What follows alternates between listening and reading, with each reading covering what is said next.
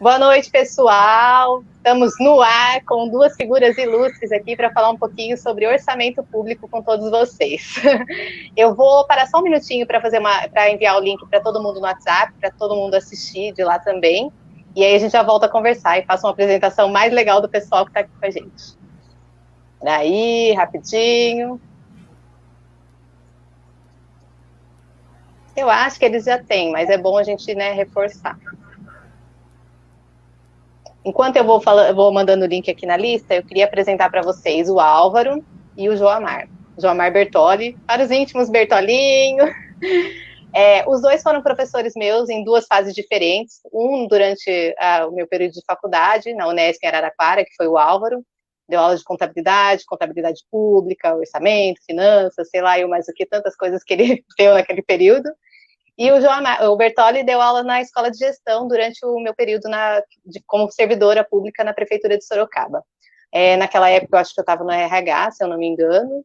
Eu passei por várias secretarias, então foi meio difícil. Mas, se eu não me engano, eu estava no RH, e aí a gente... alguns servidores eram selecionados para participar de um curso para aprender mais sobre a gestão pública mesmo, para quem está dentro ali, né, direto no dia a dia.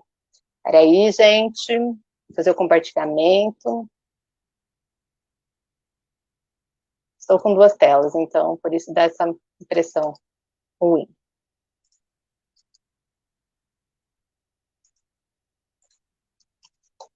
Assim dá tempo também do pessoal entrar.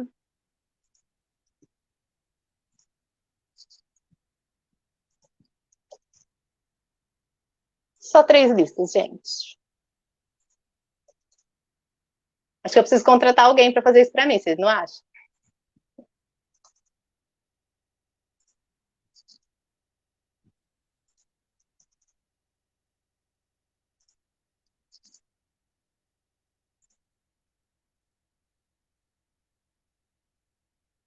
Peraí. O Facebook, ele muda as formas de divulgar, e aí a gente não acha.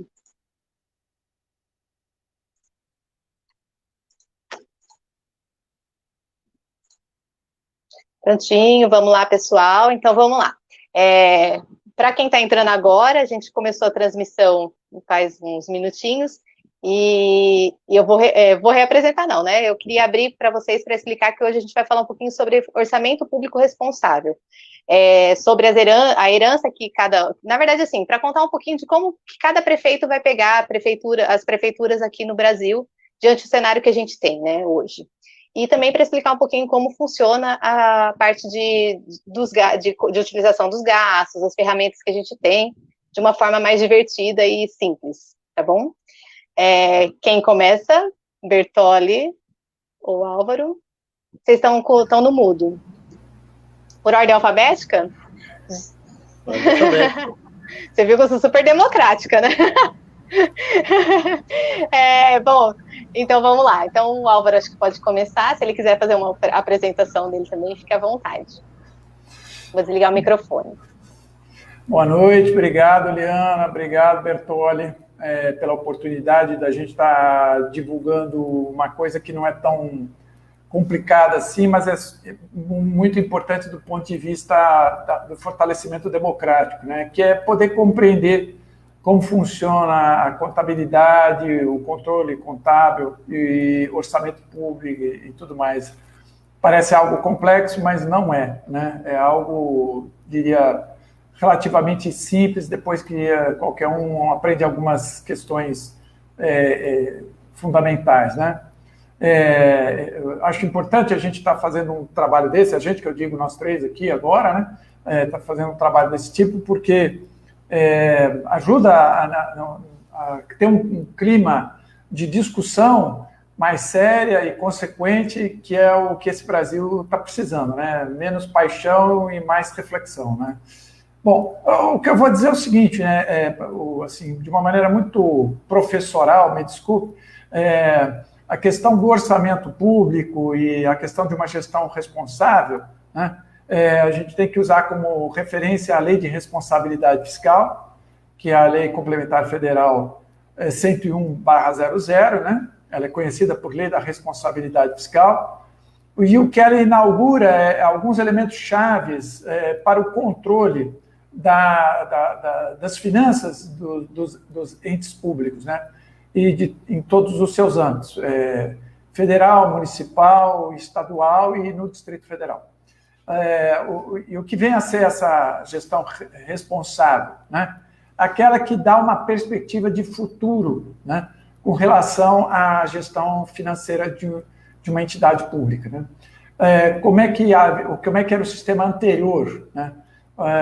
Havia simplesmente um controle com base no orçamento. O orçamento aprovado, com uma projeção de receitas e a determinação das despesas, tendo em vista a projeção da receita, era basicamente o único elemento de controle financeiro.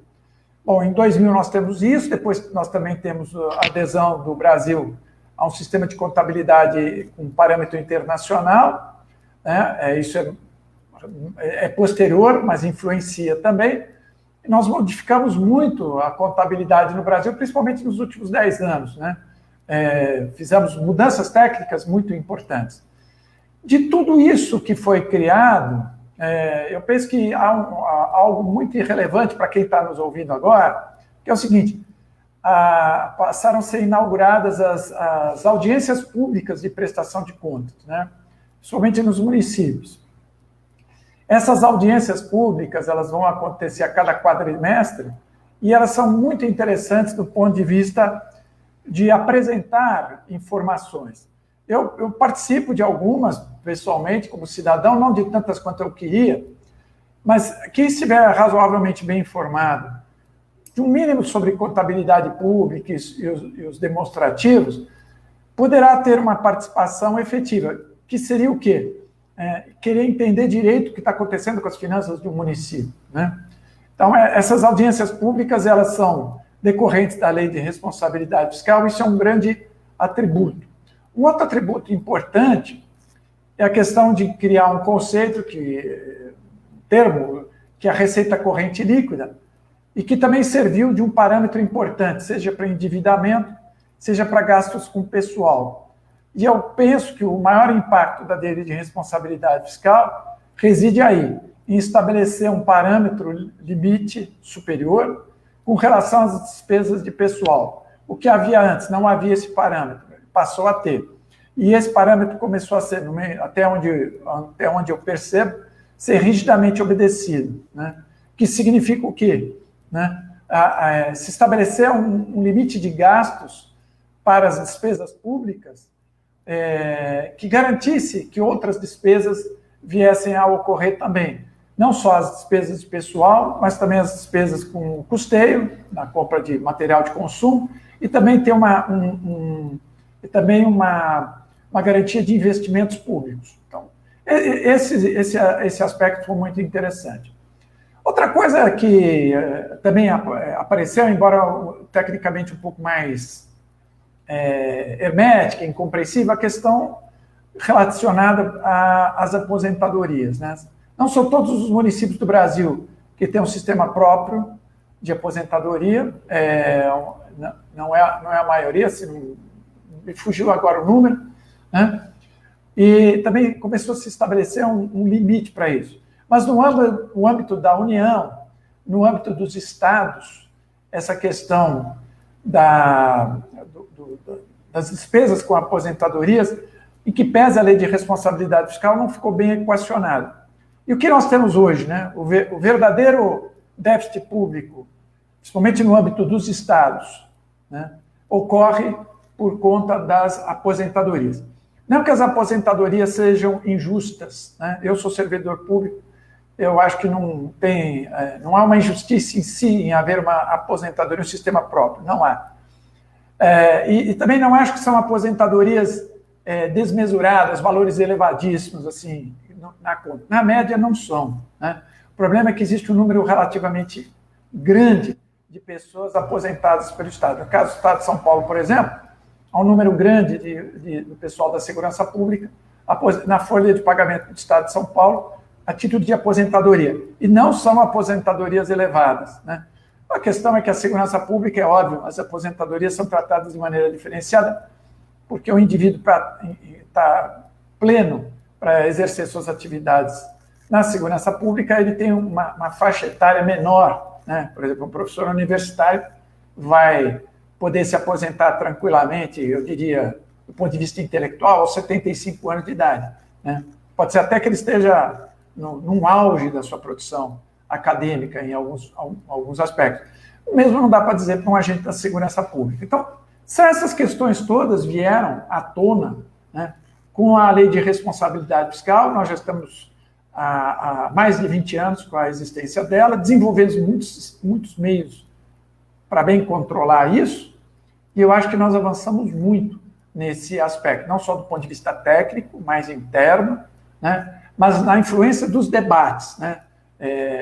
Por exemplo, ver o teto de gastos que foi imposto à União, que não tem nada a ver com a lei de responsabilidade fiscal, já é um subproduto dessa preocupação forte na questão do disciplinamento das finanças públicas no Brasil.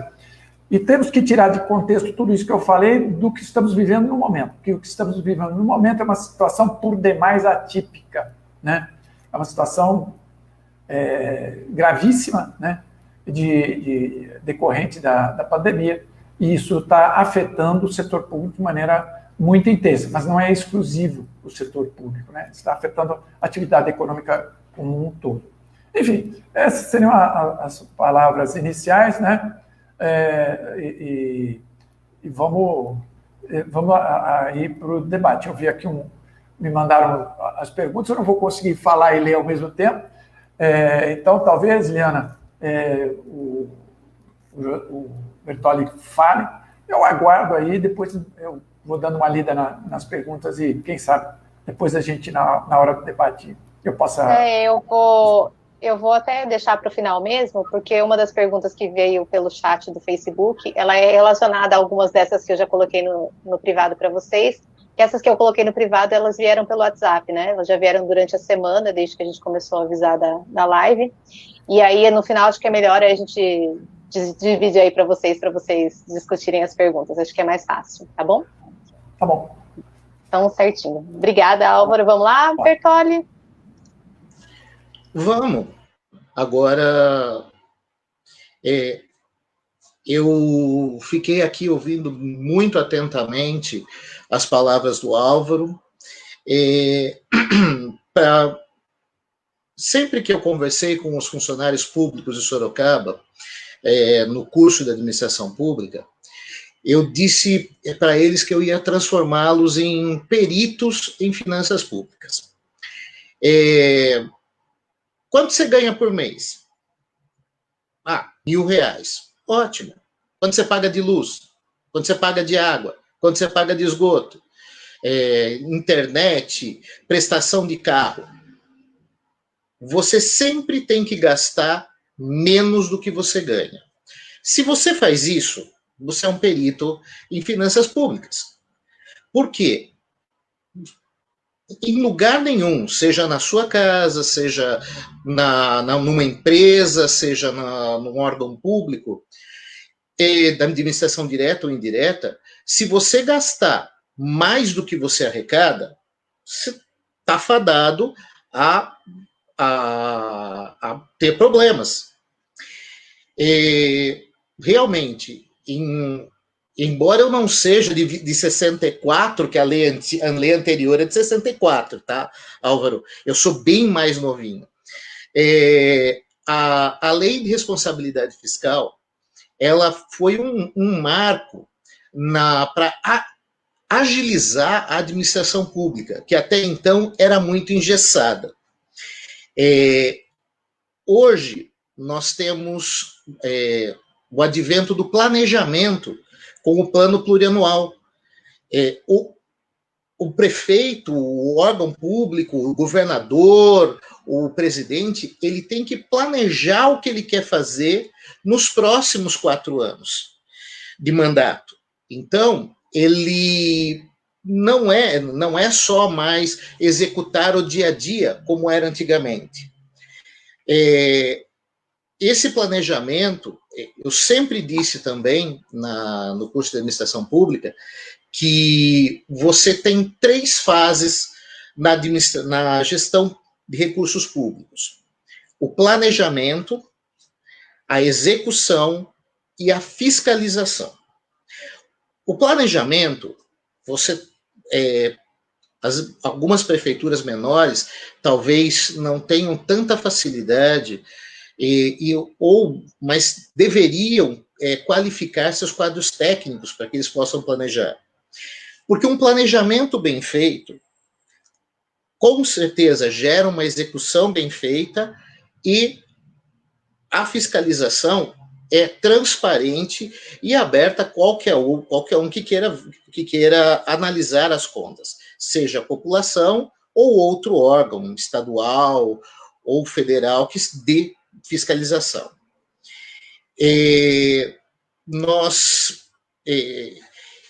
Esse planejamento, desculpe, eu não estou acostumado, gente, com isso. Eu não sou do ramo, eu sou um contador, funcionário público. Alguns que eu já vi que estão ali que estão logados aqui me conhecem.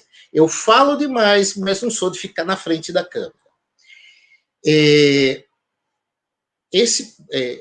Hoje, esse planejamento, ele tem que ser bem feito. Tudo bem, eu sei que alguém vai virar para mim e falar assim, você planejou um Covid? Não, ninguém planejou um Covid, ninguém que tivesse um planejamento de 4, 5 ou 10 anos iria achar uma Covid no meio desse planejamento. Mas você tem alternativas para suprir essas necessidades, suprir esse passivo que apareceu no meio de um planejamento. Planejamento é totalmente dinâmico, a gente pode fazer isso pode alterá-lo à medida que as realidades sejam mudadas. Nós temos também, hoje, este ano, é um ano extremamente atípico, já é um ano difícil para os municípios, a transição de governo, de uma gestão para outra, e este ano nós estamos fazendo transição de governo, trazendo uma despesa com uma pandemia. Então, isso para os novos gestores será um desafio muito grande, para que eles tenham o real dimensionamento do que será a sua administração daqui para frente. Em 2000, Álvaro, eu fui um dos que defendeu que o plano de governo que o candidato apresentava assumisse-se que ele seria a gestão, o plano de gestão, o plano plurianual do candidato, do prefeito. Só que eu tenho que dar o braço a torcer. Uma coisa é você analisar de fora a realidade da sua administração. E a outra é você estar lá dentro, aonde dói o calo, aonde falta dinheiro, sobra problema.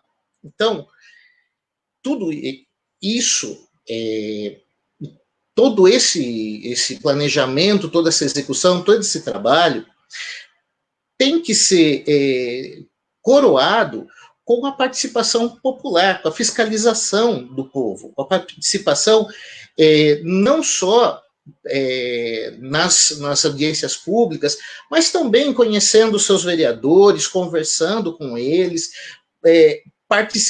entendendo ou procurando entender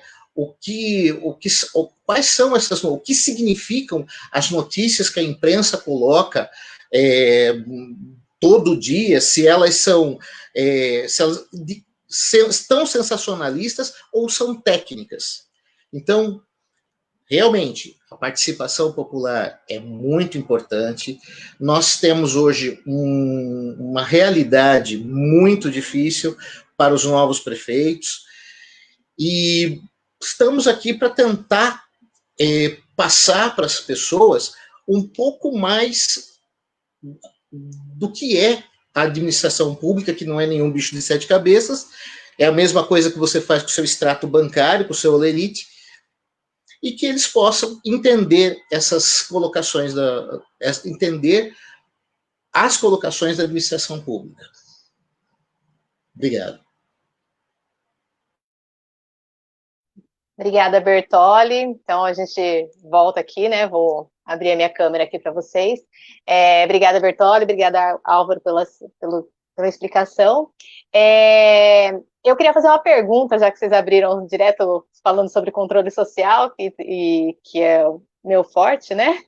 E eu queria aproveitar para falar sobre isso, que acho que é uma das maiores dificuldades que a gente tem quando a gente tem que fiscalizar e fazer o controle social, é a questão da linguagem que a gente encontra tanto na parte orçamentária, como em todas as questões técnicas da administração pública, né? O que vocês acham sobre isso? Vocês acham que existe alguma forma que a gente possa pedir para, sei lá, para vereador, para criar uma forma de tradução dessa linguagem para deixar mais claro, para que as pessoas possam fiscalizar e acompanhar melhor os gastos públicos? O Álvaro fala, vou por a câmera. Falo. Você tem toda a razão, essa questão da tecnicidade, né, da compreensão dos termos, né? O Bertoli é muito experiente, está na lide aí há um bom tempo, né? Para ele, tem na cabeça com uma rapidez enorme como é que as coisas funcionam, né? E eu acho que na fala inicial dele, ele tem toda a razão. Existe um mundo lá fora, existe um mundo aqui dentro, e o mundo aqui dentro da administração pública, é um mundo recheado de tensões, dificuldades e muita coisa, e aí obriga o indivíduo a ter essa familiaridade, né, com a tecnicidade. O que acaba acontecendo é o seguinte, às vezes, né, sobre esse ponto, viu, Leandro? Às vezes um gestor que é quadro permanente de uma prefeitura, por exemplo, ele tem um conhecimento técnico muito acurado e ele tem que dialogar, né? Mostrar para o prefeito, para o vereador, para todo mundo, né? Os limites, né? E existe essa dificuldade, né? E às vezes há o cara que é mal intencionado e justamente aprende o seu saber técnico para não contar para os outros, para conhecer e manter uma posição de privilégio dentro da administração pública. Por isso que a tua pergunta é correta. Nós precisamos disseminar a informação técnica para todo mundo conhecer. Não é tão complicado assim, à medida que esse exercício de ir nas contas públicas, né, familiarizar-se, levantar a mão, perguntar, pedir a palavra e coisa e tal, né? Hoje a internet tem uma infinidade de informações, né? Claro que nada disso é simples, tira de letra, mas a familiaridade não é tão difícil à medida que a gente presta atenção, né? O termo aí que eu estou vendo aqui pelas perguntas, a questão do endividamento, né? Tem uma pergunta feita pelo Adjalma Orsi, né? Gostaria que vai nessa direção, por isso que eu vou usar ela. Isso. Saber se o município está endividado ou não, né? Então, por exemplo, na hora que o Adjalma chega e faz uma pergunta dessas, né? Ele fala assim, professor, como é que eu vejo isso? Está lá no balanço patrimonial, você vai ter um item chamado dívida consolidada, né? E ele vai aparecer do lado direito do balanço patrimonial, lá do lado do passivo. Tá ali, pronto. Ele perguntou, eu já falei, balanço patrimonial, dívida consolidada, ele já ganhou a informação, ele já vai ver, isso aqui é a dívida do município. E ele perguntou, quem está ouvindo também já obteve a resposta e vai atrás, né? Já descobre, né? Agora, não precisava nem ter perguntado para mim, né? Se eu usar o Google hoje, como é que eu fico sabendo se o município está muito endividado? Vai aparecer uma infinidade de blogs, notícias de jornal, dependendo de onde pesquisa, documentos técnicos aprofundados, Secretaria do Tesouro Nacional, também equipe super competente ali e que articula com contadores no Brasil inteiro para tirar as diretrizes. Essas informações estão à profusão. O primeiro passo é a curiosidade, né? E a curiosidade é de quem participa, né? E quem participa vai acabar aprendendo. Mas insisto em dizer, há uma barreira técnica, ela, como você colocou na pergunta, e ela pode ser superada pelo processo participativo. E processo participativo não é um apelo genérico. Processo participativo é assim, como é que eu participo? Vai na audiência pública, vai no portal da transparência, contata a Liana, já viu o tal do Álvaro falando? A gente sempre consegue informação hoje pela internet. Tá difícil. O que nós temos é até um excesso de informações. Né? A ausência não tem mais. É bom. Obrigada, Álvaro. Acho que eu estou contemplada, né, com a sua resposta. Deixa eu ver aqui que tem outra pergunta. Eu posso só complementar um pouquinho o que o Álvaro falou? O Álvaro, ele cita muito, com bastante propriedade, as audiências públicas. Nessas audiências públicas, que vocês podem acompanhar pela televisão, pela internet, de várias maneiras hoje, até pela Liana, se vocês quiserem acompanhar, vocês acompanham pelas páginas da Liana. Lá, a cada quadrimestre, não só a situação fiscal do município, mas também a situação da saúde, em alguns momentos, a situação da educação do município, também é colocada em audiências públicas. Lá você verá os relatórios que são encaminhados para o governo federal, para o governo estadual, e que se embasa para várias tomadas de informação, serão explicados nessas audiências públicas. Então, a pessoa quer saber do endividamento. O endividamento no relatório tal, nós estamos em tantos %. Esse gestor financeiro, ele vai explicar, ele explicará nessa audiência pública. O gestor da saúde explicará o que foi produzido e quanto ele usou para produzir aquilo, entendeu? Então, a audiência pública, ela é muito importante para que as pessoas tomem noção e tomem contato com essa nomenclatura, com essas realidades, que para elas são um bicho de 7 cabeças, mas não é não, tá, gente? Obrigado. Obrigada, Bertoli. Deixa eu colocar, gente, os 3 aqui, acho melhor. Veio também pelo WhatsApp durante a semana, eu vou ler as perguntas, eu acho que seria até interessante, que tem uma que a gente já identificou que tem um erro na pergunta, e seria interessante explicar, talvez, a questão da lei da LDO, da LOA, PPA, que muitas pessoas acho que estão fazendo essa mesma pergunta e de outras formas nas outras perguntas, né? Então, o Mário Mascarenhas enviou durante a semana, né? Ele perguntou, né? Considerando os decretos de referência à pandemia, as contas públicas irão seguir a mesma legislação da Lei das Responsabilidades Fiscais ou terá alguma alteração, alívio para o exercício de 2020? Vocês querem que eu leia todas e vocês respondem, ou vocês preferem que eu vá lendo uma por uma? Beleza. Então, essa é a primeira pergunta. Segue a ordem? Falo eu primeiro? Pode ser? Pode ser, aí o Bertoli completa, ou inverte, o Bertoli fala. Primeiro o Álvaro, que os mais bonitos vão primeiro. Por isso que eu sempre falo primeiro, né? Porque a São Paulina tem que sempre falar primeiro, né? Entre os corintianos. Pode ver, manda ver, gente. A gente ia deixar de lado isso, mas tudo bem. Não. Não, primeira coisa, sem entrar num detalhamento, né? Que o Bertoli acho que vai explorar isso melhor do que eu. Eu penso o seguinte, não dá para fazer prestação de contas públicas relativa ao ano de 2020 com os parâmetros que vieram sendo feitos até hoje. Não dá, tá certo? É obrigatório haver algum tipo de interpretação à luz, né? Outra coisa é o seguinte, nós não temos um governo federal que eu diria uma referência boa do ponto de vista técnico, principalmente no executivo. Há uma grande confusão, né, o tempo todo. disparidade de informação, enfim, não dá para dizer o executivo não é uma referência.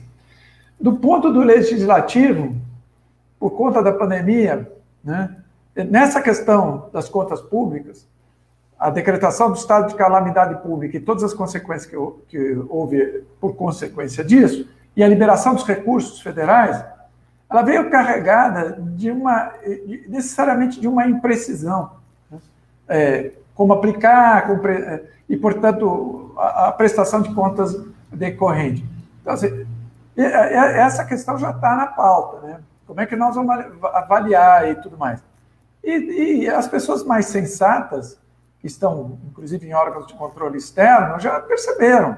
Não é possível a gente fazer uma avaliação rígida. Agora, acontece que nós temos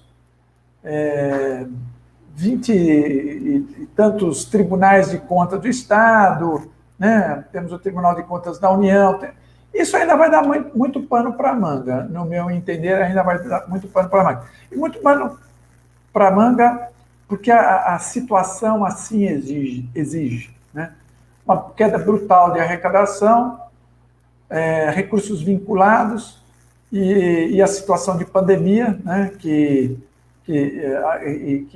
criou a calamidade pública, tudo isso, né, e isso de maneira generalizada, tudo isso vai fazer a prestação de contas relativa ao ano de 2020 ser peculiar, muito peculiar.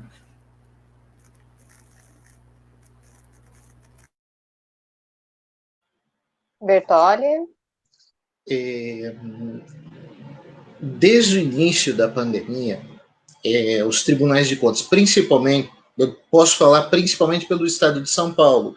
Eu sei que algumas pessoas, alguns amigos da Liana, de vários estados, também estão aí, estão nos ouvindo, nos assistindo. Mas aqui, o Tribunal de Contas do Estado de São Paulo, ele, já desde o começo da pandemia, vem fazendo uma fiscalização periódica das contas, principalmente no tocante a aquisições de itens e de material de consumo e serviços para a cobertura, para o atendimento à pandemia. Pelo ano que vem, este ano, quando o Tribunal de Contas for analisar as contas de 2020, ele, com certeza, ele terá que fazer duas análises. Uma análise do que não é pandemia e uma análise do que é pandemia. Até isso é um item da Lei Complementar 173, de 27 de maio desse ano, que ela faz essa divisão. Os recursos de pandemia serão tudo que vem mesmo de receita que for utilizado na pandemia será analisado de uma maneira diferente. O que não pode é deixar-se de analisar, tá? A presença no estado de São Paulo, já há alguns anos, o sistema Audesp, que é a Auditoria Eletrônica do estado de São Paulo, ele trabalha quase online com a gestão das prefeituras. Isso traz uma facilidade muito grande de fiscalização para as equipes. De novo, o que o Álvaro falou é fantástico. As contas de 2020, elas terão que ser analisadas com extremo bom senso. Não se pode jogar falhas na gestão na costa do Covid. E também não podemos fazer o que quiser. Os prefeitos não poderiam fazer o que queriam com o recurso Covid. Então, o bom senso é o termo correto para essas contas de 2020. Perfeito, Bertolli, Álvaro. Eu vou pegar uma pergunta agora. Eu não vou pegar, na verdade, vou só completar uma das perguntas, que foi a primeira que eu fiz, que teve gente que comentou aqui, né? E depois eu vou dar prosseguimento pelo WhatsApp ainda, para finalizar com a questão do empréstimo, porque tem perguntas de empréstimo no WhatsApp e também aqui no Facebook, né? Aí eu junto tudo para ficar mais fácil. A Adriana colocou, né? Agradeço as respostas e explicações. Porém, como a Liana bem citou, a questão da nomenclatura técnica ainda é uma barreira monumental. Apesar do esforço Hércules, sei lá, da Liana para manter o povo informado, há uma cultura estabelecida na sociedade atual de só reclamar e esperar que tudo venha do outro. Foi citado também sobre a importância da curiosidade individual, do acesso à informação, mas infelizmente impera a falta de informação, conscientização do que é público e do que é nosso. Eu vou até responder aqui nessa parte, porque quando ela fala sobre a questão das reclamações, realmente, de fato, as pessoas reclamam muito e fazem muito pouco, né? Eu, particularmente, já estou acostumada, então eu lido bem com isso. Acho que a gente tem que fazer a nossa parte, independente se vão reclamar ou não vão. A gente tem que estar ali mostrando que uma hora alguma coisa vai dar certo, entendeu? Alguém vai aprender. Eu comecei a fazer vídeo para vocês, especialmente em Sorocaba, no final de 2017, se eu não me engano, mas eu já fazia vídeos em Brasília também, então, já de lá de trás, a gente já vê que já tinha alguma coisa sobre vídeos.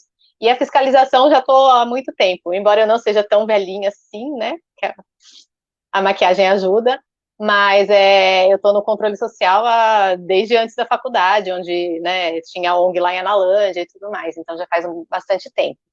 Então, a conscientização é um passo lento, realmente, as pessoas acabam se conscientizando. Eu brinco que quando alguém fala mal do que eu posto aqui, é ótimo, porque vai passar para 10, 20 pessoas e alguém lá na frente vai falar, não, mas espera aí que alguma coisa ela está falando que faz algum sentido aí. E é essa parte que eu quero que passe para frente e que vai pegar e vai funcionar realmente, entendeu? Porque só reclamar por reclamar não vale a pena, né? Com relação à parte da nomenclatura, sim, eu ainda acho bastante complexa. Às vezes a gente, mesmo assim, a gente conversando aqui, às vezes você fala, passivo, ativo, e pra gente que está acostumado com isso, é tranquilo, mas muitas pessoas às vezes nem sabem o que significa essa parte de passivo-ativo. Às vezes até mesmo, eu lembro da época da faculdade que a gente confundia a questão do débito e do crédito. Então, você imagina para uma pessoa que não está habituado com a linguagem mesmo, escutar passivo-ativo, sei lá, dívida... não sei, sei lá, dividendos, não sei Dívida o que. fundada, flutuante. Pois né? Então é bem complexo. Às vezes vem umas perguntas dessa para mim no privado e falo, nossa, gente, eu tô tão acostumada que eu nem percebo. Então acho que esse é um fator bastante importante mesmo para a gente pensar e ver se realmente começar a participar mais, né? Reunião do Conselho de Saúde tem sempre, se eu não me engano, é agora dia 20, eu vou descobrir onde é o local, depois eu divulgo para vocês. Não é a primeira prestação de contas, não vai ter prestação de contas nesse momento, porque foi feita acho que no final do ano, né, Bertolli? Bertolli acompanha um pouco mais do que eu.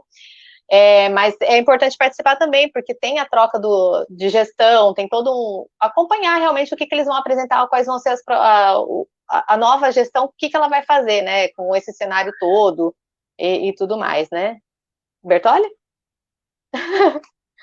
Pode falar. Posso falar? Posso falar?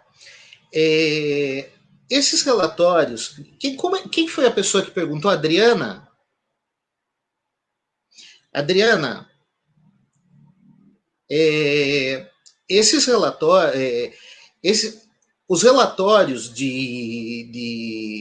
quadrimestre fiscal, eles são publicados no Jornal do Município. Em qualquer município, eu não sei se a Adriana é de onde que é. Eu queria que fosse da Analândia, eu só conheço você de Analândia, Liana. Não, ela é de Sorocaba. De Analândia tá aí o Fábio Cola, que mandou um oi, deixa eu ver quem mais aqui. Tinha a Magda. Fábio. De Analândia tem, que mandaram comentário só 2 pessoas, mas deve ter mais gente assistindo por aí. Então, esses relatórios são publicados na imprensa do município. É interessante você pegar a cada quadrimestre, janeiro, fevereiro, março, abril. Em maio, você vai ter esse relatório do primeiro quadrimestre. Dá uma olhada lá, veja, leia, veja o que você entende.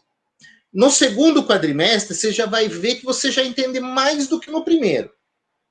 Assista a audiência pública, tem sempre alguém disposto a trocar ideia com você.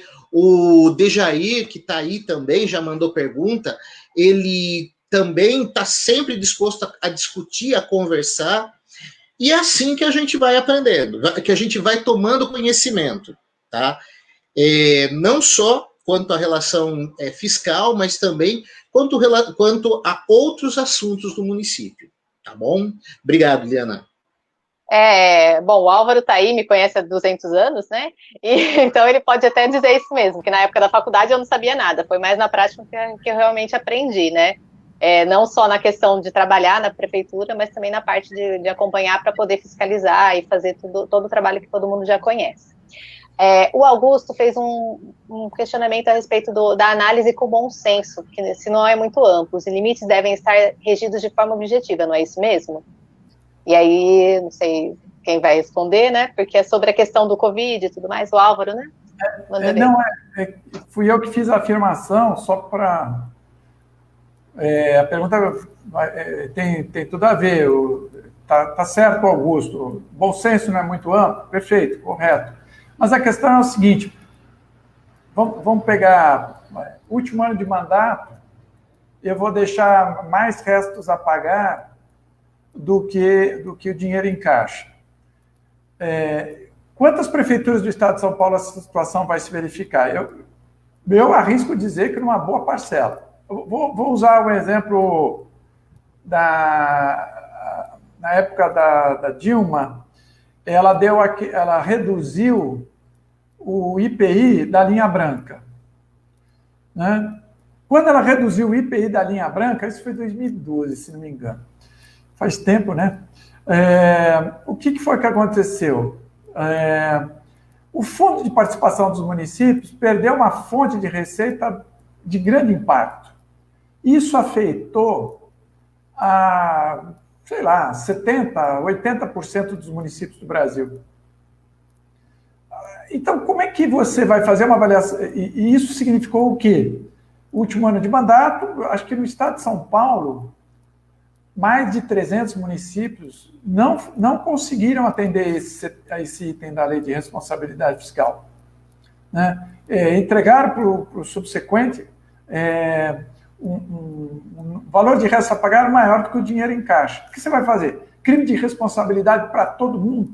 Quer dizer, existe a questão da aplicação da lei, né? E aí que fica a questão que a gente tem que ver. Se a gente for olhar o ano de 2020, na prestação de contas, vamos pegar uma questão simples aí. Quanto que ficou a folha de pagamento com relação à receita corrente líquida?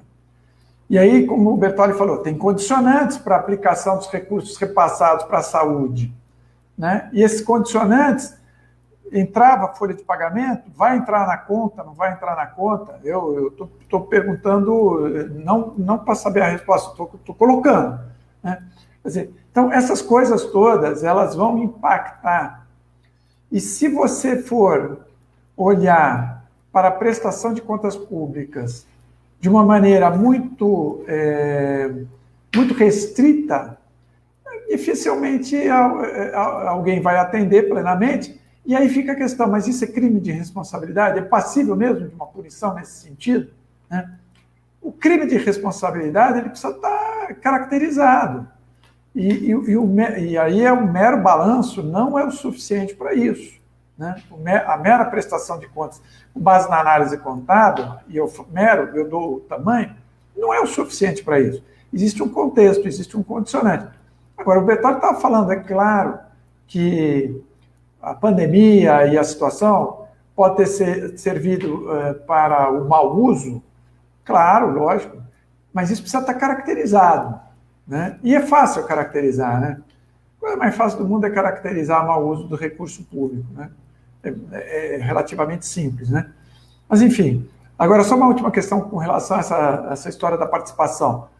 Cidadania, as pessoas têm na cabeça, isso é uma herança da nossa atividade política mais recente, principalmente a partir dos anos 2000, como cidadania é uma luta de garantia de direitos. Não é. Cidadania é a luta de garantia de direitos dos outros, da sociedade. Né? Quem briga pelos seus direitos não está fazendo o exercício de cidadão. Por exemplo, vem um produto estragado para mim, eu uso o Código do Consumidor, eu estou tendo um exercício de cidadania, no meu entender, não. Eu estou usando uma legislação naquilo que eu fui lesado, acabou. Agora, se eu conheço, se eu estou olhando para a sociedade, eu estou querendo garantir os interesses da coletividade, independentemente se eu sou beneficiado de forma direta ou mesmo indireta, aí sim eu estou tendo um exercício de cidadão. E isso é o que a gente está falando, é o testemunho da Liana. Tudo é uma questão de familiarização, Bertolli falou isso também, num primeiro ano, numa primeira sessão. Em pouco tempo, eu penso. Por que eu digo isso, Bertolli e a Liana, a mesma coisa? Isso tem uma aparência de hermética, difícil de compreender. Não, não é verdade. Algumas pessoas adoram dizer que é difícil para se valerem do seu saber técnico, como eu já falei. Mas não é difícil e, assim, a ponto de ser impossível. Não é que nem querer entender cálculos matemáticos complexos. Não é. Né? É alguma coisa que dá para resolver com maior facilidade.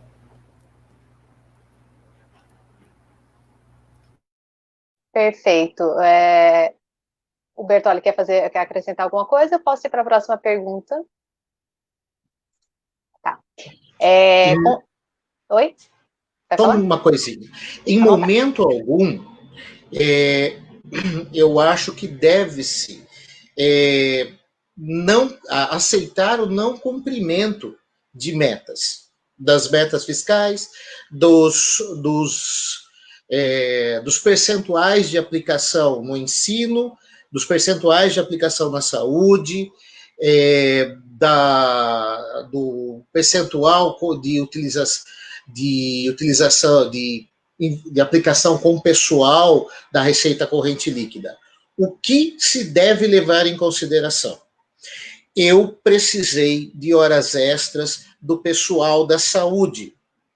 Eu gerei uma folha de pagamento maior por causa da pandemia. Essa folha de pagamento vai impactar, com certeza, o meu percentual de aplicação de pessoal, e eu posso chegar muito perto do limite prudencial, e aí você está ferindo, você está entrando num crime de responsabilidade porque você pagou hora extra para um profissional que ficou 12, 24 horas cuidando de uma família, lá num leito de hospital, numa UTI, numa unidade básica, fazendo trabalho educativo. Foi o Augusto, né?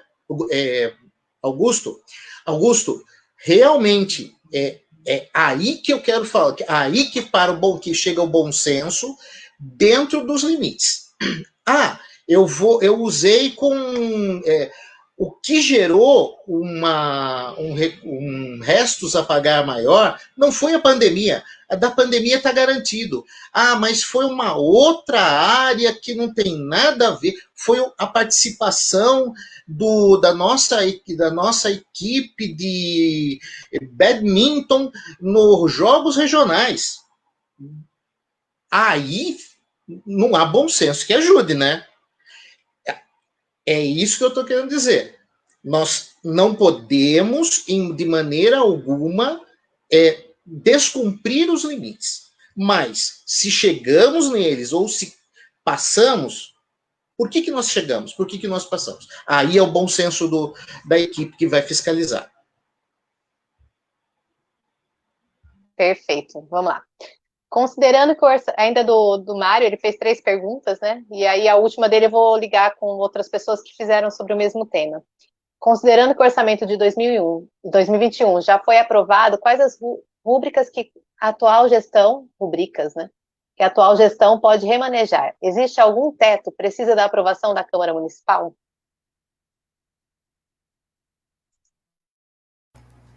Fala primeiro. Tá bom. Olha, é o seguinte, é uma coisa que nós três já conversamos, né? Então, vamos esclarecer. A questão de operação de crédito, ela nunca vem explicitada valor, nem na lei orçamentária. Pois não, alguma coisa, Liana? Não, deixa eu só cortar um pouquinho. Até é bom que você fale sobre operação de crédito, e aí a gente explique que a operação de crédito está relacionada com aquela questão do empréstimo que está todo mundo perguntando. Acho que só para, tipo, tirar o termo operação de crédito e direcionar para explicar o que significa, né? Liana, muito bom, obrigado. É isso mesmo, eu já fui com o termo empréstimos, a gente chama de operações de crédito. Perfeito, Liana, obrigado pelo alerta. Então, a questão do empréstimo, né, ele nunca vem numa proposta orçamentária o seu valor. Por quê? Porque eles poderão, na lei orçamentária, não, na LOA, não vem. Por quê? No período de aprovação. Então, quando ela é apresentada para a Câmara, porque ela vai se buscar fazer o empréstimo. Ele poderá acontecer ou não. Porque você pode colocar esse empréstimo, né? E aí tem uma receita total, que seria a receita corrente mais a receita de capital, total elevada, que justificaria o outro lado, que é o lado da despesa. Então, para evitar isso, uma receita meramente contabilizada, né, uma receita de empréstimos, que poderá ocorrer ou não, é que só se vai incluir no orçamento a receita do empréstimo na hora que o empréstimo estiver contratado. Essa é a primeira coisa. O empréstimo também, o mesmo serve para pensar o PPA e para pensar a LDO. Né? É difícil, então, é assim, esse valor eu quero contratar 6 bilhões de dólares. Okay? O município de Sorocaba. Por quê? Porque ele vai fazer um plano de recuperação de matas ciliares e de mananciais, 6 bilhões de dólares. Bacana, hein? Onde você vai conseguir? No Banco Mundial. Vamos lá. Vamos botar no orçamento? Não tem como colocar, imagina. Olha o tamanho da cifra, é absurda, né? Então, haveria uma distorção completa. Então, não se coloca. Mas posso botar a intenção? Posso. O que aconteceu, no meu entender, de quem está de fora de Sorocaba, do ponto de vista político, uma falha que poderia ter sido superada, né? Que é o seguinte, embora o que a Câmara tenha aprovado é só uma autorização para a busca, portanto, é só uma intenção, né? Não há nenhuma aprovação de empréstimos até agora, só a autorização para a busca, poderia ter sido dito, do ponto de vista político, o que se almeja com esse empréstimo. Poderia ser dito, né? E quando eu falo do ponto de vista político, em que aspecto? O que eu vejo política? Política existe, naturalmente, a ótica maquiavélica da disputa pelo poder e da manutenção do poder. Mas eu olho para a política como a formação de consenso, né? E a formação de consenso parte pelo diálogo, né? Então, o empréstimo é saudável ou não para Sorocaba? Essa é uma pergunta que não tem resposta, no momento. Por quê? Porque ninguém sabe a real finalidade do empréstimo. E aí você perde essa referência e aí fica uma discussão sem rumo. Aí a discussão da desconfiança, né, da real intenção, o que está por detrás disso, será que isso vai comprometer as coisas? São todas, se abrir uma porteira de incertezas, incertezas vieram, né? Isso poderia ter sido feito. Mas a pergunta é assim, o orçamento de 2021 já foi aprovado. Quais as rubricas que a atual gestão pode remanejar? Né? As rubricas ela pode remanejar qualquer uma, respeitados os limites, como o Bertolli já falou, né? Os 25% da educação, os 18% para a saúde, essa coisa toda. Então, mas ela pode remanejar qualquer coisa, né? Por meio de créditos adicionais, pode fazer qualquer remanejamento. E aí a pergunta, existe algum teto para o remanejamento?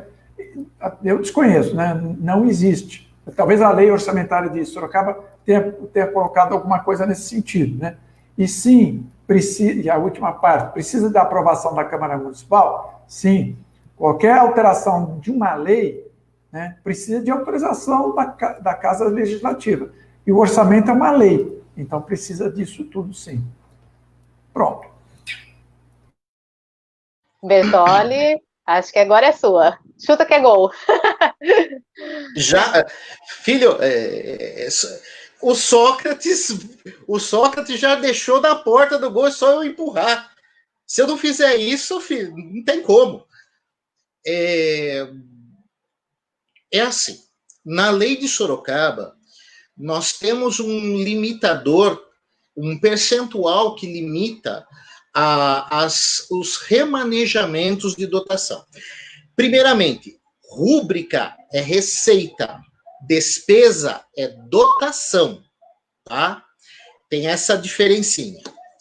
Então, peraí, só explica o que é dotação aí, né? Porque dotação. De novo. Receita eu acho que tá ok para todo mundo, mas dotação pode ser que gere algum. A rúbrica é a conta a qual você vai receber o dinheiro, seja proveniente do pagamento do IPTU, do ISS, do que o governo do estado te repassa, uma operação de crédito, isso é uma receita. Despesa é uma dotação orçamentária. Você estima a receita, eu acho que eu vou receber tanto, e eu fixo a despesa. Eu só posso gastar tanto, tá? O orçamento 2021 já está aprovado, já estamos executando. O que acontece? Existe um dispositivo legal, é totalmente legal, gente. Créditos adicionais. Eu não previ a operação de crédito, porque até hoje eu não tinha essa ideia, ou essa possibilidade, eu não sabia que eu podia fazer. Então, hoje eu descobri que eu posso. Hoje eu descobri que eu tenho como fazer isso. Então, eu pleiteei essa operação de crédito. O primeiro item para você conseguir entrar no banco e pedir esse crédito é uma aprovação do seu legislativo.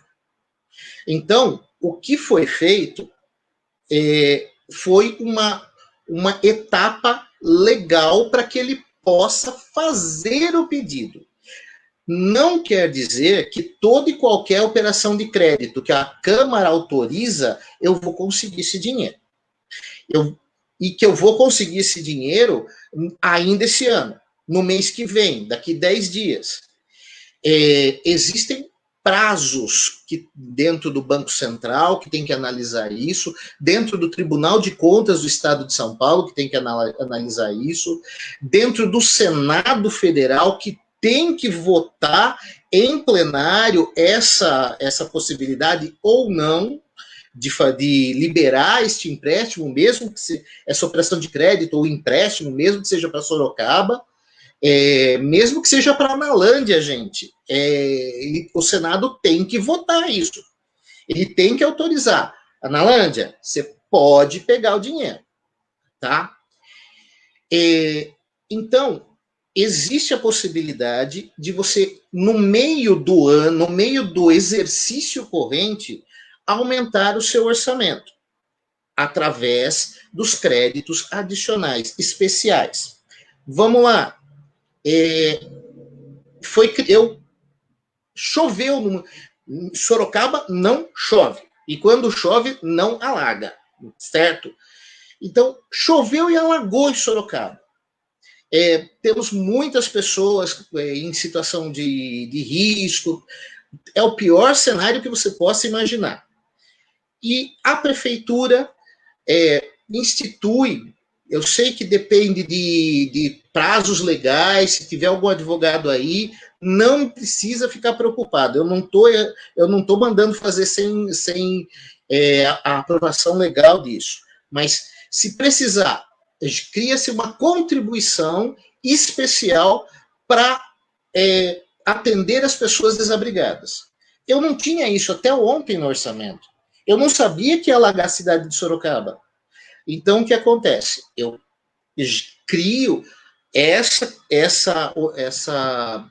esse crédito adicional vai para a Câmara, porque está sendo mudando a lei orçamentária, eles aprovam e a prefeitura aí cobra. E aí, para ela poder usar essa receita, ela precisa abrir um crédito adicional no valor dessa receita. E aí ela pode ajudar essas pessoas que perderam tudo, que tem alguma coisa assim. Além disso, além do crédito adicional, teve mais uma parte da pergunta. Você pode repetir a pergunta para mim, Eliana? Eu não estou ouvindo, seu fone está desligado. Peraí, pronto. Considerando que o orçamento de 2021 já foi aprovado, quais as rubricas que a atual gestão pode remanejar? Existe algum teto e precisa da aprovação? Só isso. Legal. Dentro do limite que o orçamento permite, que a lei orçamentária permite, seja ele 5% do orçamento total, 10% do orçamento total, eu posso fazer esse remanejamento. Aí, eu vou só fazer um comentário. Quando eu falei de planejamento, por que eu falo de planejamento? Porque um orçamento bem analisado, bem feito, ele minimiza a necessidade desses impactos, desses remanejamentos. Então, por lei, legalmente, gente, é possível remanejar, existem limites para remanejamento. Se você precisar de um remanejamento e você estourou esse limite, você pode levar a Câmara para a Câmara aprovar, certo? Dentro desse limite, pode ser feita alteração por decreto, tá? Acima disso, a Câmara tem que aprovar, tá bom? Perfeito, Bertolli. Só uma coisinha, Helena, só uma coisinha. Bertolli, existe algum teto na pergunta, né? Para o remanejamento, você está certo. Lá na lei de orçamento já fala assim, até tal percentual, tal poder executivo autorizado a fazer o crédito adicional. Pode ser suplementar, especial, né? Tranquilo, já está na lei. Mas a pergunta é o seguinte, e você está certo também quando você fala o seguinte, se eu for ultrapassar esse percentual que está na lei de orçamento, eu vou ter que pedir uma autorização para a Câmara. Mas a questão é assim, existe um teto, de alguma forma, para remanejamento, né? Quer dizer, o limite. Em princípio, teto para remanejamento não existe, até onde eu sei. Por isso que eu falei, a menos que exista alguma coisa específica na legislação do município de Sorocaba, que eu desconheço, que fala, não, créditos adicionais, independentemente de só pode chegar a X%. Isso não existe em Sorocaba, né, João? Não, então tá bom. E obrigado aí pela correção da rubrica. Pô, isso aí, hein? Eu corrigi. Você viu? O teto, Álvaro, ele é para suplementação e anulação. O crédito adicional especial, ele é fora desse teto. Por quê? Como é a característica dele, ele é especial, ele é adicional, veio e ninguém esperava.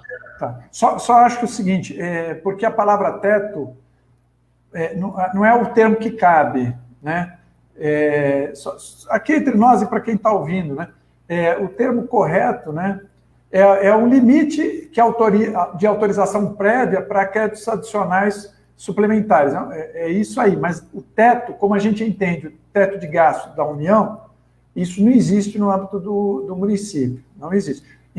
Assim, se vier um empréstimo de fora que signifique 90%, vamos supor, né, da receita do município de Sorocaba, e esse valor for incluído no orçamento, você pode criar um crédito adicional aí especial nesse valor, porque entrou dinheiro para isso. E por uma relação contratual, você já coloca isso, vai virar restos a pagar, não tem problema, o volume fica elevado, mas uma situação muito difícil de se observar, mas pode acontecer, né? Mas essa é outra história aí, só para a gente ajudar a ilustrar a conversa aqui. Bom, eu tenho a terceira pergunta do Mário. Eu acho que a gente só precisa fazer uma correção e acho que daria para.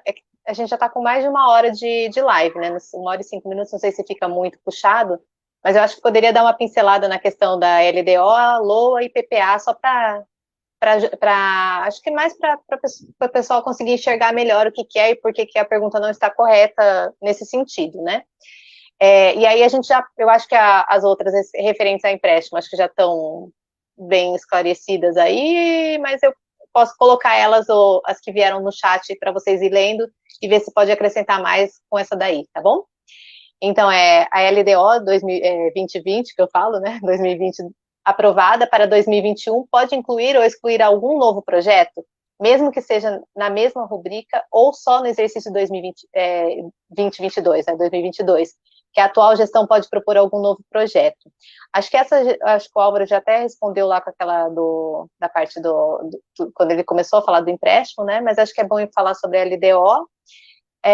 E aí vem uma seguinte, que ela até acaba corrigindo a pessoa, né? Se a LOA prevê os gastos que se podem ter de um ano para o outro, pode-se ter uma autorização da Câmara para o empréstimo para um mesmo ano, comprometendo os outros 4 anos? Aí acho que aí também tem que falar a respeito do comprometimento ou não, né? Eu vou deixar essa última até exposta aqui, mas aí, cadê? Tem uma do Marcos Piardi: superando esse limite sem aprovação da Câmara, estaria configurada a pedalada fiscal? Acho que é referente à pergunta anterior. Então, acho que também dá para falar sobre isso antes, né? Depois essa daqui eu pego para o final, que é sobre o Covid. Gostaria de saber sobre o empréstimo, como saber se o município está endividado, a gente já falou.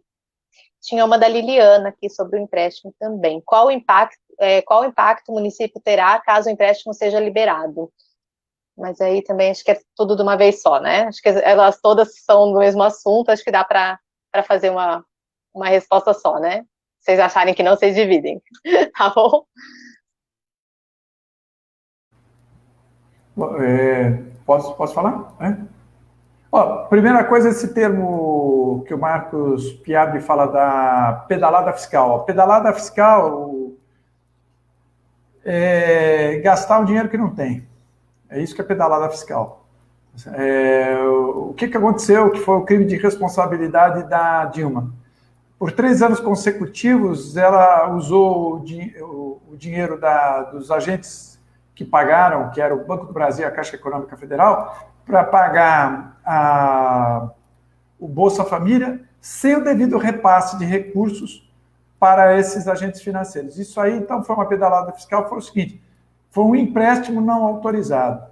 É isso que aconteceu. Tá? Só para você ver, para caracterizar um negócio meio muito específico. Tá? Com relação a tudo que a Liana falou, para fazer um apanhado geral, não sei se eu vou deixar escapar alguma coisa, que é a questão de, a gente já falou, né, autoriza nesse ano o empréstimo, né, ele entra no orçamento desse ano, mas ele pode ter reflexos em anos posteriores. Sim, é isso mesmo, né? Eu autorizo receber, autorizo gastar, mas eu vou ter depois que pagar esse valor, certo? E aí que entra a lei de responsabilidade fiscal, que diz o seguinte: o limite do que você pode pedir emprestado decorre de um valor relativo da tua receita corrente líquida, que é uma receita arrecadada no período de 12 meses. É a mesma coisa que eu ir lá no banco, qualquer um de nós que está falando aqui agora, fala assim: me empresta dinheiro para eu comprar uma casa no banco. O que o banco vai ver? Qual a tua capacidade de pagamento de empréstimo? Então, ele vai olhar o teu salário. Então, o que você dá como garantia? A tua capacidade de pagamento frente ao salário que você recebe. Quando você olha para o empréstimo de um município, hoje, com a lei de responsabilidade fiscal, o parâmetro é esse: você pode se endividar até a tua capacidade de pagamento. Essa é a primeira coisa. Acontece que algumas dívidas foram contraídas no passado, que geraram um comprometimento financeiro muito severo de municípios. Isso está muito localizado. Vamos pegar o caso de São Paulo. São Paulo, na época do Paulo Maluf, ele contraiu, ele fez uma série de operações financeiras, agora me foge a memória. De qualquer maneira, você contraiu uma dívida enorme para o município de São Paulo. Não havia uma lei de responsabilidade fiscal. Então, o endividamento dá reflexos até hoje. Com o advento da lei de responsabilidade fiscal, em princípio, qualquer endividamento será possível honrar. Em princípio, será possível honrar. Né? Isso nos coloca numa outra questão. O ruim não é ter dívida, porque dívida todos nós temos. Na hora que você passa o cartão de crédito, você está assumindo uma dívida. Né? Você faz é débito ou crédito? Você fala crédito. Você fala, vou pagar daqui a 45 dias, 30 dias, 12 dias. Eu estou assumindo uma dívida. O problema é quando vem a fatura do cartão de crédito, você não consegue pagar. Aí é problema. Então, ter dívida, em princípio, não é problema. O problema é não ter condição de pagar. A legislação hoje, até onde entendo, ela é restritiva no limite da capacidade de pagamento. Então, de novo, endividar o município de Sorocaba não é ruim. Né? É uma coisa, não, devemos... Não é ruim. A questão de fundo, e é isso que ainda está em aberto, mas vou repetir, é qual a finalidade desse financiamento? Qual é a finalidade? Tá certo? Eu penso que isso pode ser facilmente resolvido. Qualquer comunicado oficial de gabinete do prefeito fala, nós estamos nos endividando com tal objetivo, ponto final, e abrir o debate com a sociedade, né? Porque, como eu volto a insistir, não é ruim se endividar. A legislação é restritiva. A questão é assim, queremos para quê? Nós queremos nos endividar porque nós vamos remodelar a matriz da cidade. Pode ser um bom motivo, afinal, a matriz da cidade é uma referência, como é que fala, histórica importante, tem atraído centenas ou não, milhares de pessoas para visitá-la todo ano, né? Então, claro, isso aí é um patrimônio da cidade que tem trazido dividendos para a cidade, certo? Então, são coisas assim que o bom senso, de novo, né? O velho bom senso, né? Mas o bom senso precisa de informação. Diz logo, você quer essa dívida para quê? E eu penso que isso pode ser resolvido, porque algum motivo há. Agora, na hora que o motivo vira um segredo de Estado, todo mundo se pergunta da finalidade. Então, como eu digo, a democracia serve para isso. Diz logo o que é, né? Para que é isso? Pronto. Resolve, né?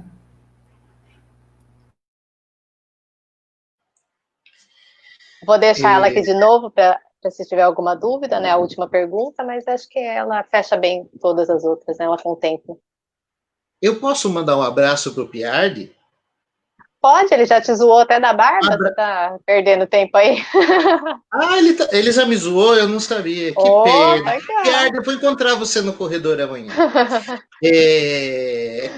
Bem, gente, complementando o que o Álvaro falou, o limite, a receita corrente líquida, ela é apurada no decorrer de 12 meses. O limite de endividamento é 120% da receita corrente líquida. Eu não posso pegar 120% e 1 centavo, tá? Se já houver algum endividamento anterior, corresponda a 60% da receita corrente líquida, e eu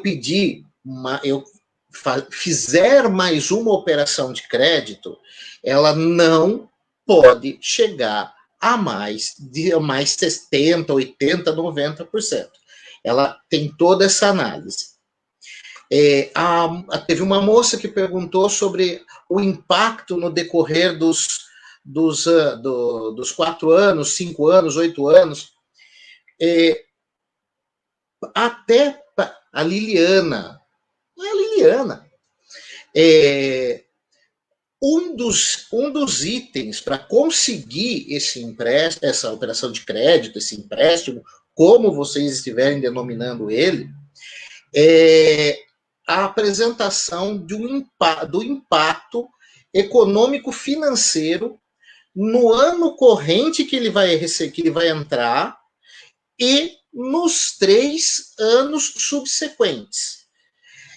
Se ele for por mais de 3 anos, você terá que, no ano que vem, na sua LDO, depois eu falo um pouquinho de LDO e PPA para complementar o que o Álvaro colocou.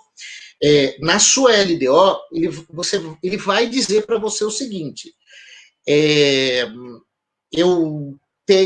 nesses 3 anos, o impacto foi. Vamos lá, vamos supor, 21, 22, 23, o impacto é de 3% do orçamento do ano que vem, 3 desse ano, 2 do ano que vem, 5 do outro ano. O ano que vem, na LDO, eu tenho que fazer a análise de novo, o que eu já fiz e mais o outro ano. Então, eu tenho que estar constantemente demonstrando isso, até que esse dinheiro todo entre e que eu comece a fazer os pagamentos dele. Essa análise, ela demanda um corpo técnico muito bom para que ele seja feito, para que ele seja encaminhado novamente ao Banco Central e todo o caminho que essa operação de crédito tem que correr. O que eu queria falar é o seguinte: com a promulgação da lei de responsabilidade fiscal, eles foi imposto que foi analisado o plano plurianual. Ele começa no 2º ano de mandato e vai até 4 anos, e vai até o 1º ano do mandato seguinte, da gestão seguinte. Por quê? Antigamente, não sou desse tempo, tá? Antigamente, mudava o prefeito, eu tinha uma ponte que terminava no meio. Mudava o prefeito, eu fazia. Ele estava terminando essa estrada porque os terrenos dele estão para lá, os meus terrenos são para cá. Eu paro a estrada aqui e vou fazer lá. Hoje, eu não posso mais. Existe. Esse é o plano plurianual. A LDO, ela define as regras para elaboração do orçamento anual. Então, em abril, no começo do ano, ela define os riscos fiscais e as metas a serem atingidas, inclusive com isso valorado. O seu plano plurianual também pede valores. Eu tenho que dizer, vou fazer uma ponte, vou comprar Coca-Cola para todos os bebedouros das escolas. Pessoal nutricionistas, não fiquem bravas comigo amanhã, vocês vão me encontrar no corredor, beleza. Isso, ele tem que dizer quanto vai custar para pôr Coca-Cola no bebedouro, quanto vai custar a ponte. Ele destaca essa meta, ele destaca esse ano dos 4 do PPA, e ele atualiza. Foi feito lá atrás, eu corrigi, atualizei, trago a valores constantes e correntes, porque eu tenho que corrigir ele para saber quanto era 5 milhões o ano passado, pela inflação, não é 5 milhões hoje. E ela dá as normas, as diretrizes, as ordens de que você vai realizar o orçamento. No orçamento, eu tenho que prever tudo que eu chego e falo, a sua meta é pôr Coca-Cola nos bebedouros? Tá.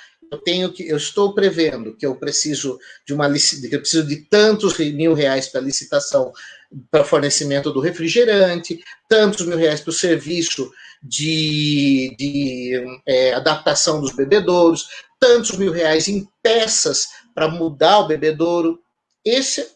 O orçamento é onde a magia acontece. É lá que eu vou pagar a despesa, tá? Eu vou realizar a despesa. Esse ano tem uma coisa super legal. Plano plurianual encaminha-se no mês de agosto para análise do primeiro ano de mandato. Então, a nossa LDO é legal, gente, está na lei. A lei é que tem essa falha, tá? Esse ano, a nossa LDO vai só com os riscos fiscais, porque eu não tenho meta ainda. A administração ainda não apresentou seu PPA com as metas que eles querem atingir. Então, essas metas só serão estipuladas quando do encaminhamento do PPA para a Câmara em agosto. Orçamento, todo mês de setembro. Quanto a um projeto, existe a possibilidade de você fazer um projeto para atender. Vou citar um projeto super legal que eu já vi funcionar. Hipertensão e diabetes. Foi feito um projeto de esclarecimento para a população sobre os efeitos e as causas da hipertensão e diabetes no cidadão. Eram folders, eram banners, era um monte de coisa. A meta era atingir atingir um X percentual de pessoas e trazê-los para os projetos dentro das unidades básicas de acompanhamento de pessoas hipertensas e diabéticas. Em um ano, eles conseguiram fazer isso. Esse projeto era para 3. Mas também eles usaram o recurso cabível do ano. Se eu atingir a meta, eu não tenho dinheiro para mais, o que eu posso fazer? Encerrei, eu atingi a meta. O Tribunal de Contas analisa isso também. O projeto acabou, por quê? Porque eu atingi a população que eu queria. Eu atingi onde eu queria chegar. Eu não posso inserir um projeto com o PPA andando sem uma autorização específica de uma alteração específica de lei. Seja essa alteração na LDO, na LOA, na lei orçamentária, na lei de diretrizes orçamentárias. Aí eu posso colocar um novo projeto. E eu posso tirar, sim, do momento em que eu falo. Vamos lá. Hoje é interessante a gente fazer uma pista de pouso para disco voador? Está no PPA. Alguém pôs. Quem fez? Não sei. Se não é interessante, por que ele está no PPA?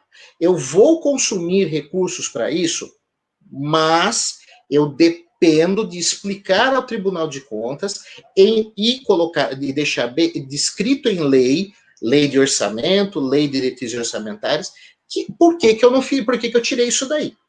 Entendeu? Perfeito. Ficou uma última pergunta aqui, perdida, que eu não tinha visto. Considerando as ações da Covid, as prefeituras terão que seguir a lei da responsabilidade fiscal ou terão perdão por algum estouro no orçamento? Acho que a gente respondeu anteriormente, né? Acho que tá ok. Vou ler agora os comentários, gente. Acho que as perguntas são as últimas. Vocês querem fazer mais alguma consideração? Vou ler agora os parabéns para todos. Fomos ótimos. Brincadeira. Peraí, Eliana, deixa eu só colocar 2 coisas. Primeiro, eu quero te agradecer por ter me convidado. Para mim é uma honra muito grande. Tô aqui com a boca seca, nervoso pra caramba, que não, você sabe, o povo, as pessoas sabem que não eu falo demais, mas eu não me põe contra a parede que eu fico nervoso. Meu tercinho tá aqui do lado, inclusive, meu tercinho para poder fazer essa explanação. Agradeço também o Álvaro, com quem eu aprendi muito um novo parceiro lá no... Nós vamos ainda assistir um jogo lá na Arena junto, hein? Um grande parceiro. Quero agradecer também a todos que mandaram que me encheram a paciência no corredor. Eu vou assistir você, tá? A todos eles eu agradeço também. E espero ter feito espero ter colocado, mais ou menos, colocado o que eu gostaria de explicado, exposto aquilo que eu gostaria. Tem uma coisa que eu sempre falo e eu vou continuar falando. O maior patrimônio do órgão público, ele chama-se... Ele não é tecnologia, ele não é prédio, ele não é nada disso. O maior patrimônio do órgão público chama-se funcionário público, tá? Servidor público, aquele que faz concurso ou aquele que entra por indicação e cerra fileiras para que a máquina pública funcione. Alô, tia, tudo bem?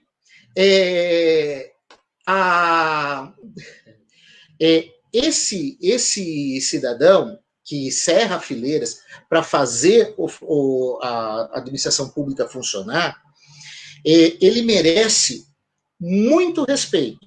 Não é porque eu sou filho de funcionário público, mas eles merecem muito respeito, eles não são o vilão que muitas administrações hoje estão colocando. Se alguém prometeu escola, não esqueça, eu preciso de um funcionário público para dar aula para a criança. Se alguém prometeu posto de saúde, eu preciso de um funcionário público para poder fazer esse posto de saúde funcionar. Então, só quero dizer que o maior patrimônio de um órgão público, do serviço de um órgão público, é o seu quadro funcional. Obrigado, Eliana, por ter minha... Ô, professor! Eu ia deixar o agradecimento para depois que eu lesse as mensagens para vocês, né? Eu queria falar também para o Álvaro que tem alguém lá da região, lá de DDD 16, que me chamou no WhatsApp pedindo o link para participar. Eu não sei quem é, espero que esteja aí, não mandou mensagem, né? Mas deve estar assistindo. Disse que estava super interessada no tema, era uma moça. Estou colocando os comentários aí também para ficar registrado, porque é uma forma transparente. Como eu vou soltar esse vídeo no YouTube, aí a gente tem esses comentários também disponíveis para visualização depois, né? O Mário, que está sempre acompanhando. Ana Maria Santana, salve, salve, Analândia. O Bertolli é o único que não conhece, então ele que lute. Ai, gente. O Marcos Piardi falou que qualquer dia poderia também dar uma aula para a gente, o professor. Eu acho que ele está falando do Álvaro, porque eu acho que o Marcos já teve aula com o Bertolli, né? Obrigada, Álvaro. Graças a Deus, para ele não teve. Né? A Ana Maria Santana, de novo, comentou: ótima live, nosso país só mudará quando o povo se inteirar e participar ativamente da vida política. Parabéns aos três. O Lincoln Bezerra, que dá um trabalhão pra gente no Conselho de Saúde. Bertolli, sou seu fã. Calmaria onde existe tempestade. A Liliana também, que aula. Marcos Piardi, parabéns aos palestrantes de alto nível. Parabéns, Liana, por organizar algo tão importante. Abraços e sucesso. O Adjalma, boa colocação, Bertolli. Nosso país precisa de mais. Álvaro, Berjoamari e Liana, parabéns. E a Adriana completou com um textão que eu vou ler. Como sou professora, não posso deixar de reforçar minha indignação pela falta de formação para a cidadania. Isso vai além do interesse pessoal ou curiosidade. É necessidade, sabemos que as informações estão disponíveis e divulgadas. Vou encerrar com o pedido que aconteça mais informações como essa. Gratidão.